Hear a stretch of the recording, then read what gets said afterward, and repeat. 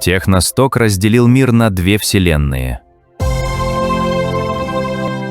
В одной вселенной вы до сих пор платите 55 тысяч рублей за новый холодильник горенья. А в новой реальности всего 29 995 рублей. Экономия почти вдвое. Потратьте их на что-то по-настоящему важное.